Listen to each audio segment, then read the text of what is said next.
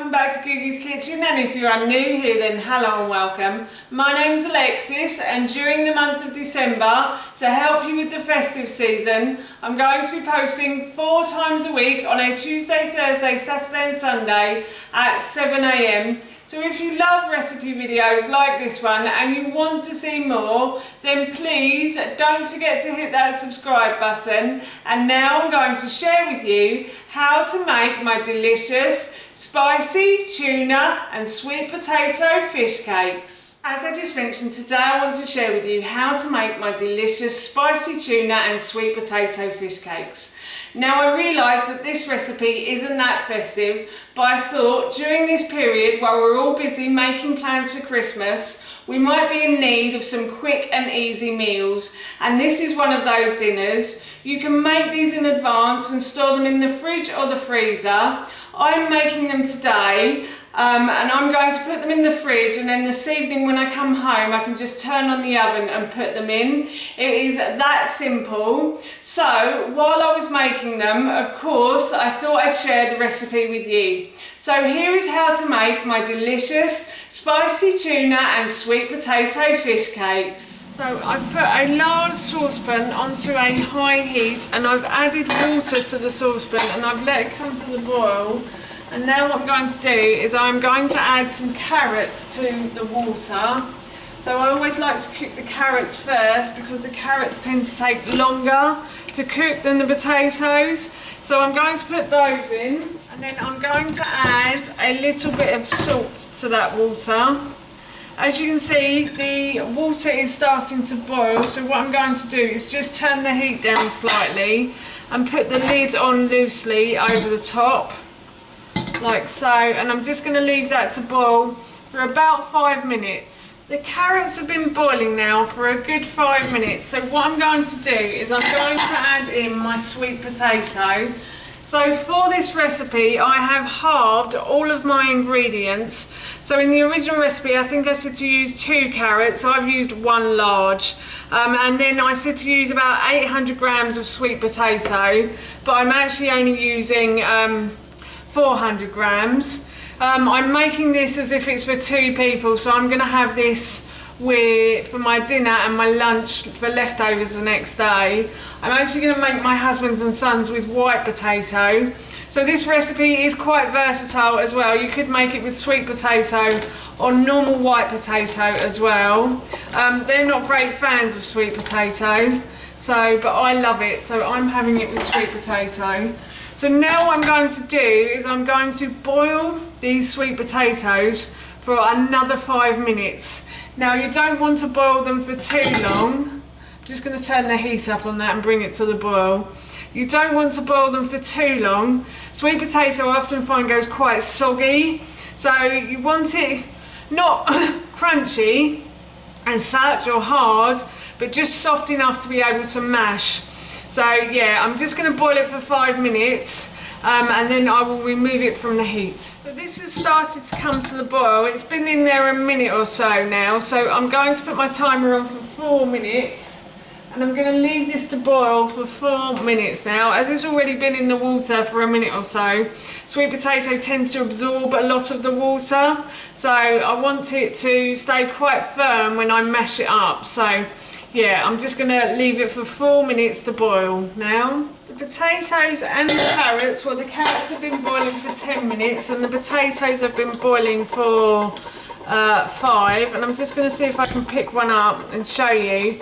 So they're forkful, which is perfect for mashing. So now what I'm going to do is I'm going to remove this from the heat and I'm going to pour it through the colander and leave it to cool. And while the sweet potato and the carrots are cooling, I've taken out a large frying pan and I've put this onto a high heat on my hob, and I'm going to add a little bit of oil to the base of the pan, and I'm just going to leave this to heat up now. The pan has heated up, and so I'm going to add about 8 spring onions to this. So I have remove the tops and the bottoms from the spring onions, and then I've just cut them roughly into about ½ centimetre pieces, and I'm just going to add the spring onion to the frying pan now.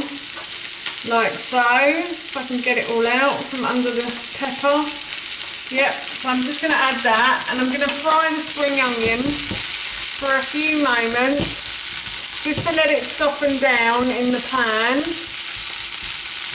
And then once everything is covered in the oil and it starts to soften, I'm going to add in my pepper as well. So I have sliced the top from the pepper, removed the core and the stalk, and then just sliced and diced the flesh into, again, roughly ½ centimetre pieces. It doesn't have to be perfect. It's going into a sweet potato fish cake, so it won't really matter too much if it's perfect or not. So, yep, I'm going to fry these now until everything starts to soften. My pan is getting slightly too hot, so I'm just going to turn it down, and I'm going to add a little bit of water to the base of the pan. And I normally find that this cooks the vegetables slightly quicker, it softens them, and also it means you don't have to add extra oil to the base of your pan as well. So yes, I'm going to continue to fry these. They have started to soften, but I want them slightly softer before I start putting everything together. The vegetables are now as soft as I'd like them to be. So what I'm going to do is I'm going to add some spices to this. So I'm going to add in a teaspoon of garam masala. And then I'm also going to add in a teaspoon of mild chili powder. You can use mild. I'm serving this to a child, so that's why I'm using mild, serving it to a child. But you can use medium or hot if you want to make them spicier. I'm also going to add a little bit of turmeric, or turmeric, never sure how to say that word, to this as well. It should have been ginger, but I actually ran out of ginger this weekend, so I'm adding turmeric, that's how you say it, turmeric to this. And then I'm also going to add ½ teaspoon of ground sweet cinnamon as well. A little bit of ground sweet cinnamon. And that just adds a really nice bit of sweetness. And cinnamon and tuna actually go together really well as well, I have to say. And then I'm going to add a teaspoon of dried mixed herbs as well. And I'm just going to mix all of these ingredients together now until everything is well mixed into the vegetables. I can really smell the herbs and spices, and it smells beautiful, I have to say. Yes, so I'm just going to mix everything together, and I'm going to remove these from the heat, and I'm going to leave them to cool for a little while. I left the ingredients to cool for a good 10 minutes or so, and I have added half of the yellow peppers and spring onions and spices and herbs to the sweet potato and carrots, which I've put into a bowl. And I'm now going to sprinkle over about 2 tablespoons of rice flour to this.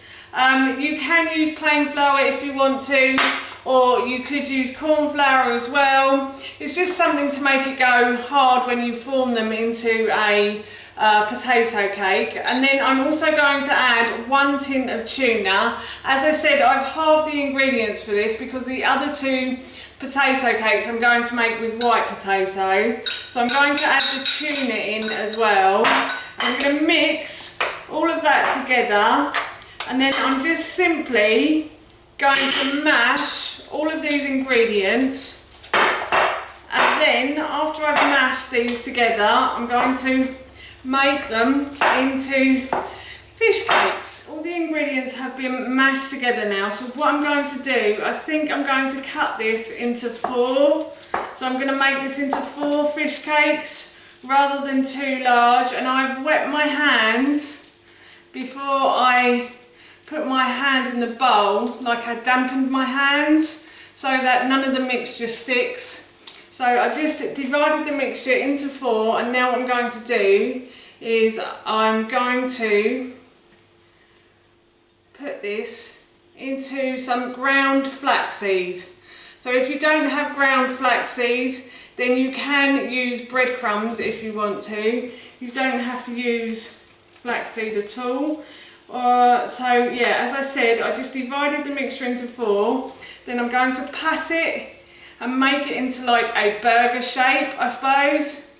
And then I just roll it in the flaxseed. If you want to, you could use egg and flour and breadcrumbs for this recipe, but as you can see, the flaxseed sticks to the fish cake quite well. That's the fish cakes done, and I'm now going to put these into the fridge until I need to cook them off later. It's almost dinner time in our house, so I'm going to preheat the oven to 200 degrees. I've transferred the sweet potato fish cakes to a baking tray, and I've also put the Howard and Ted's in. So Howard and Ted are having normal white potato and I'm having the sweet potato ones.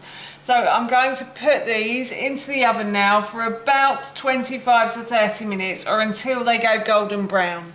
The fish cakes have finished cooking and they're a lovely golden brown colour, so I'm going to take them out of the oven and I'm going to serve up. I've got some beans to go with this. You can serve these with salad as well, but I thought beans was a good choice, it being winter. That's how you make my delicious spicy tuna and sweet potato fish cakes. And as I said, I'm just going to serve these with some homemade baked beans, and the recipe for the baked beans and the sweet potato pancakes I will link in the description box below for you.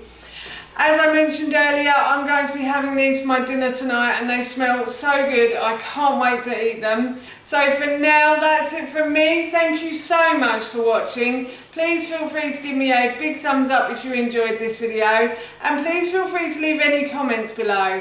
And please don't forget to hit that subscribe button. See you all soon. Bye.